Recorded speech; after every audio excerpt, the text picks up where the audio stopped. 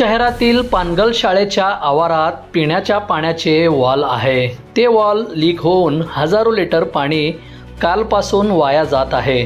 सदरील ठिकाणी बाजूला MSCBचा DPचा बोर्ड असल्याने वॉलमधून निघणारे पाण्याचे फवारे थेट त्या DPवर पडत आहेत। त्यामुळे शॉर्ट सर्किट होऊन मोठी दुर्घटना होण्याची शक्यता आहे। सदरील ठिकाणी शाळेतील लहान लहान मुलं त्या ठिकाणी खेळत आहेत। शॉर्ट सर्किटमुळे दुर्घटना होऊन लहान मुलांना इजा होण्याची शक्यताही नाकारता येत नाही।